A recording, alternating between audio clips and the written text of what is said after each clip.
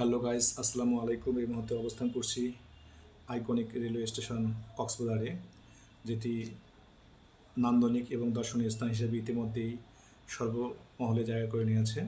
পুরো রেলওয়ে স্টেশনটি ভ্রমণ শেষেই চলে যাচ্ছি সুগন্ধা বিচের উদ্দেশ্যে। দেখতে পাচ্ছেন কক্সবাজার শহরের ফুটপাতগুলো অত্যন্ত পরিপাটি এবং পরিচ্ছন্ন।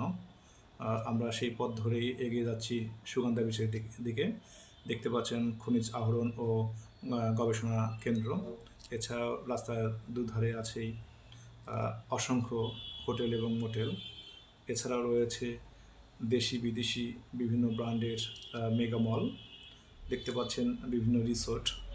এছাড়াও বার্মিজ মার্কেট, শুটকি পল্লী সহ অনেক স্থাপনা শহরের মূল সৌন্দর্যকে বৃদ্ধি করেছে। বিশেষ করে সন্ধ্যাকালীন সময়ে যখন লাইটগুলো জ্বলছে, তখন দূর থেকে মনে হচ্ছে যে এটি ব্যাংককের পাতায়া। আসলে এটি ব্যাংককের পাতায়া নয়, এটি বাংলাদেশের কক্সবাজার। আপনারা জানেন যে বিশ্বের বৃহত্তম বদ্বীপ বাংলাদেশ। কক্সবাজার হলো এই বদ্বীপের সবচেয়ে আকর্ষণীয় একটি স্থান। এটি বিশ্বের দীর্ঘতম এবং বাংলাদেশের অন্যতম একটি পর্যটন এলাকা। এখানে প্রতি বছরই দেশি বিদেশি পর্যটকদের ভিড় লেগে থাকে। কক্সবাজার আসলে একই সাথেই নদী, সাগর, পাহাড়, সমতল দেখা মিলে।